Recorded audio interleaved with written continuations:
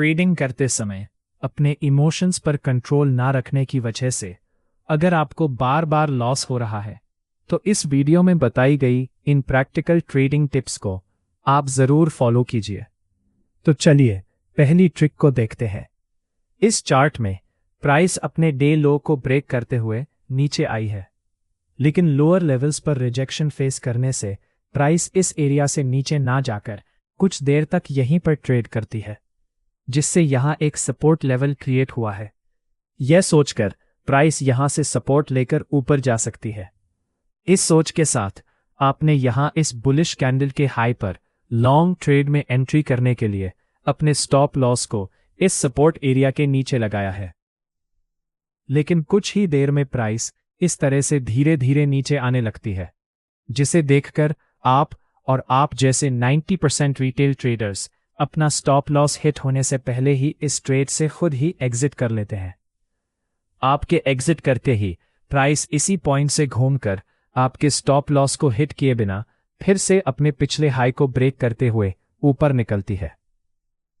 लेकिन अब आप यहां कुछ नहीं कर सकते हैं, क्योंकि आपने पहले से ही अपने ट्रेड से एग्जिट कर लिया है। क्योंकि आपका चार्ट एनालिसिस सही था और मार्केट आपके डायरेक्शन में ही ऊपर जा रही है, इसलिए आप एक बार फिर से इस ग्रीन बुलिश कैंडल के क्लोजिंग पर लॉन्ग ट्रेड एंट्री करते हैं, जिसमें आपका स्टॉप लॉस इस ग्रीन कैंडल के ओपनिंग के पास लगा हुआ है। लेकिन फिर से प्राइस उसी तरह दो रेड कैंडल्स बनाकर नीचे आने लगती है, जिससे आप इन रेड कैंडल्स को देखकर एक बार फिर से अपने ट्रेड से एग्जिट करते हैं। तीसरी बार भी वही होता है, आप ग्रीन कैंडल को देखकर एंट्री करते हैं और प्राइस को नीचे आता हुआ देखकर स्टॉप लॉस हिट होने से पहले ही एग्जिट कर लेते हैं। लेकिन अब यहां सोचने की बात यह है कि आपने इस चार्ट को देखकर जो लॉन्ग ट्रेड में एंट्री करने का एनालिसिस किया था वह पूरी तरह सही था और प्राइस ने आपकी ट्रेड के डायरेक्शन में भी मूव किया था। फिर भी आपको 3 बार लॉस क्यों हुआ है? इसका आंसर आपकी ट्रेडिंग साइकोलॉजी में छिपा हुआ है। अगर आप इन तीनों ट्रेड्स को एक बार फिर से एनालाइज करके देखेंगे तो आपके समझ में आएगा कि आपका चार्ट एनालिसिस एकदम करेक्ट था, साथ ही आपका स्टॉप लॉस भी सही जगह पर लगा हुआ था। इसका मतलब आप इस ट्रेड में आपके स्टॉप लॉस के जितने पॉइंट का लॉस लेने के लिए पहले से ही तैयार थे, लेकिन फिर भी आपने यहां स्टॉप लॉस हिट होने से पहले ही एग्जिट कर लिया है, क्योंकि साइकोलॉजी के हिसाब से इसके पीछे फियर ऑफ लॉस यानी कि कुछ खो जाने का डर, ये एक मुख्य कारण है। लेकिन आपने यहां पहले से ही आपका इतने पॉइंट्स का लॉस होने वाला है इसे मन से एक्सेप्ट कर लिया था, फिर भी आप उस लॉस को लेने से पहले ही ट्रेड से बाहर हो गए थे, क्योंकि यहां आपको प्राइस के नीचे आने के कारण हो रहे लॉस से ज्यादा डर चार्ट पर बन रही इन रेड कैंडल्स को देखकर लग रहा था। क्योंकि बचपन से लेकर आज तक हमने लाल रंग को एक खतरे का प्रतीक ही माना है। जैसे कि अगर रोड पर ट्रैफिक सिग्नल का रंग लाल है तो इसका मतलब अभी रोड क्रॉस करने में खतरा है, या फिर किसी बिजली के खंभे पर आपको हमेशा खतरे को महसूस कराने के लिए लाल रंग का ही इस्तेमाल किया जाता है, जिस कारण हम ना चाहते हुए भी इस लाल रंग को देखकर डर जाते हैं, क्योंकि बचपन से लेकर आज तक हमने इस रंग को इसी भावना से देखा है, जिसका असर हमारी साइकोलॉजी पर होने के कारण हम इस रंग को अगर चार्ट पर देखते हैं तो उसे देखकर हमारा दिमाग खतरे का अलार्म बजाने लगता है, जिस कारण यहां इस ट्रेड से अभी एग्जिट नहीं करना है। ये जानते हुए भी हम कई बार स्टॉप लॉस से पहले ही ट्रेड से एग्जिट कर लेते हैं। अब इससे बचने के लिए सिंपली आप चार्ट पर रेड कैंडल का कलर चेंज करके उसे दूसरे कलर का बना सकते हैं। इसके लिए आपको ट्रेडिंग व्यू में सेटिंग्स में जाकर यहां सिंबल के अंदर कैंडल कलर में रेड की जगह किसी दूसरे कलर को चूज करना है।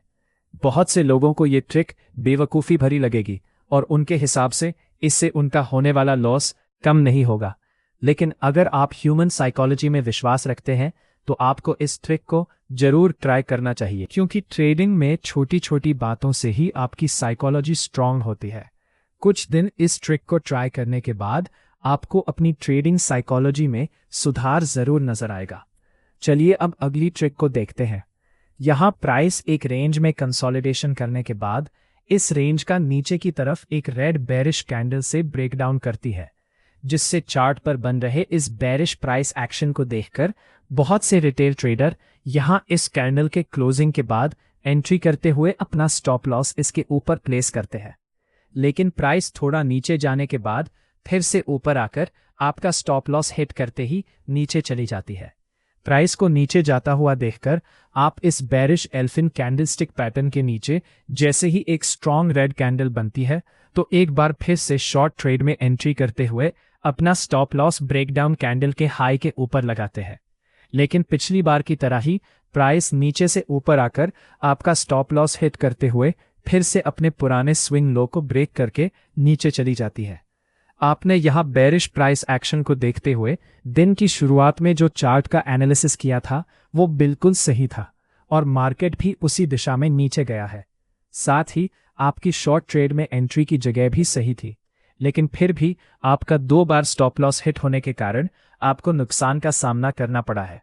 यहां आपके ट्रेड एंट्री में कोई भी चूक नहीं है, लेकिन आपने स्टॉप लॉस को लगाते हुए यहां गलती की है, क्योंकि आपका स्टॉप लॉस बहुत ही छोटा या फिर बहुत ज्यादा टाइट था।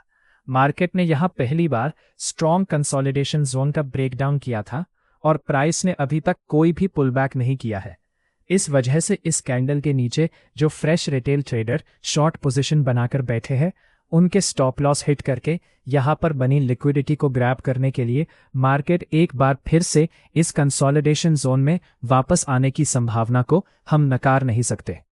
इसलिए जब कभी भी कोई स्ट्रॉन्ग कंसोलिडेशन जोन या फिर कोई भी साइकोलॉजिकल लेवल का ब्रेक होता है तो प्राइस एक बार उस एरिया को रीटेक करने की संभावना हमेशा बनी रहती है। तो आपका स्टॉप लॉस थोड़ा सा बड़ा होना चाहिए, जिससे प्राइस के इस तरह के मूवमेंट से आपका स्टॉप लॉस हिट नहीं होगा।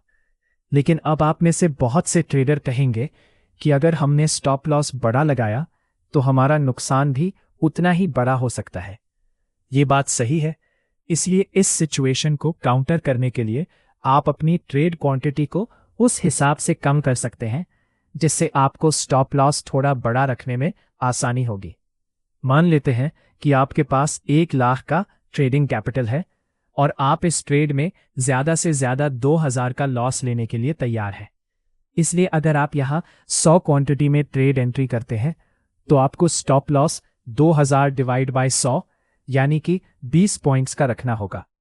और अगर ये स्टॉप लॉस बहुत ही छोटा हो जाता है तो आप यहां अपनी क्वांटिटी को कम करके अगर 75 करते हैं तो अब आपका स्टॉप लॉस 2075 यानी कि लगभग 26 पॉइंट्स के आसपास का हो जाएगा, जिससे आपको स्टॉप लॉस को होल्ड करने में आसानी होगी और आप बार बार मार्केट में हो रही लिक्विडिटी स्वीप का शिकार भी नहीं बनेंगे। साथ ही आपका एनालिसिस सही होने के बावजूद भी अगर सिर्फ आपका स्टॉप लॉस हिट होने के कारण आप उस ट्रेड से बाहर हो जाते हैं तो इसका बहुत बुरा असर आपकी ट्रेडिंग साइकोलॉजी पर पड़ता है। अगर बार बार इस तरह से होता रहा तो इसके कारण आप अपने आप पर ही डाउट करने लगते हैं, जिससे आपका ट्रेडिंग माइंडसेट खराब होता है और आप मार्केट मेरे लिए बना ही नहीं ये सोचकर मार्केट को दोष देने लगते हैं। इसलिए स्टॉप लॉस को छोटा करने के बजाय अपनी क्वांटिटी को थोड़ा कम करना सबसे फायदेमंद होता है। चलिए अब अगले ट्रिक को जानते हैं। जब हम नए नए ट्रेडिंग करना स्टार्ट करते हैं तो शुरुआती दिनों में हमारे ट्रेडिंग अकाउंट में हम कुछ ही अमाउंट को डिपॉजिट करते हैं। जैसे जैसे हमारी ट्रेडिंग जर्नी आगे बढ़ती है वैसे वैसे हमें कभी लॉस तो कभी प्रॉफिट होता है। लेकिन जैसे ही आपको किसी मंथ में अच्छा प्रॉफिट होता है तो आप अपनी ट्रेड क्वांटिटी को एकदम से बढ़ा देते हैं, क्योंकि आपको लगता है कि अगर मैं छोटी क्वांटिटी से इतना प्रॉफिट बना सकता हूं तो बड़ी क्वांटिटी से इससे भी बड़ा प्रॉफिट बना लूंगा। इस उम्मीद में आप बिना कुछ सोचे समझे अपने बैंक अकाउंट से पैसा सीधे अपने ट्रेडिंग अकाउंट में ट्रांसफर कर देते हैं, जिससे आपकी ट्रेडिंग कैपिटल बढ़ जाने के कारण आप और भी बड़ी क्वांटिटी में ज्यादा पैसा बनाने के लिए ट्रेड एंट्रीज करने लगते हैं। इससे पहले छोटी क्वांटिटी में ट्रेड करने की वजह से आपका माइंडसेट इसी हिसाब से डेवलप हुआ होता है। लेकिन जैसे ही आप एकदम अचानक से बड़ी क्वांटिटी में ट्रेड करते हैं तो उससे होने वाले लॉस और प्रॉफिट से आपकी साइकोलॉजी बिगड़ जाने के कारण आपके प्रॉफिट छोटे हो जाते हैं और लॉस बड़े होने लगते हैं, जिस कारण धीरे धीरे आपका ट्रेडिंग अकाउंट खाली हो जाता है, जिसे देखकर आप अपने बैंक अकाउंट से और अधिक पैसा सीधे ट्रेडिंग अकाउंट में डालते जाते हैं। यह सिलसिला ऐसे ही चलता रहता है। और अगर मैं गलत नहीं हूं तो इस वीडियो को देखने वाले हर एक ट्रेडर ने अपनी ट्रेडिंग जर्नी में इसका अनुभव जरूर किया होगा। इससे बचने के लिए आप एक सिंपल उपाय कर सकते हैं।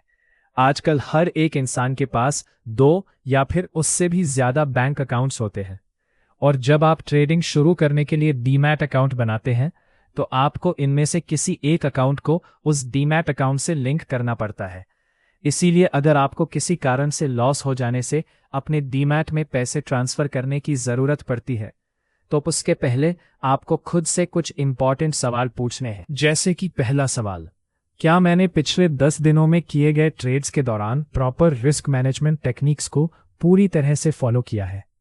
दूसरा सवाल, क्या पिछले 10 दिनों में किए गए ट्रेड्स में एंट्री या फिर एग्जिट करते समय में मैंने अपनी ट्रेडिंग स्ट्रैटेजी को फॉलो करते हुए उसी के हिसाब से एंट्री और एग्जिट को प्लान किया है?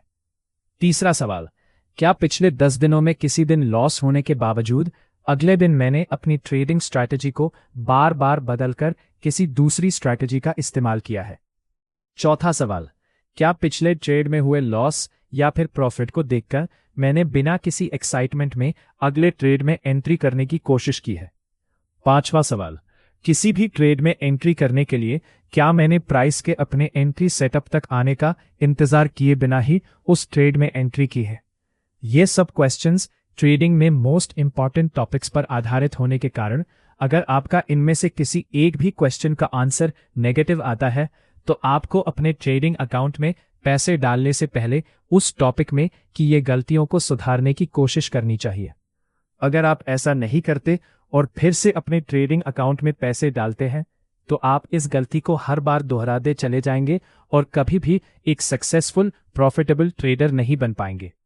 सुनने में ये सब आपको छोटी बात लगती होगी, लेकिन इन्हीं छोटी छोटी बातों के कारण आपकी ट्रेडिंग साइकोलॉजी स्ट्रांग होती है, जिससे ट्रेड करते समय आपका माइंडसेट स्टेबल रहने की वजह से आप सही डिसीजंस लेने में सक्षम बन जाते हैं। इस वीडियो में बताई गई टेक्निक्स को आप जरूर ट्राई करें, और अगर आपको इस वीडियो का पार्ट 2 चाहिए तो आप हमें कमेंट में बता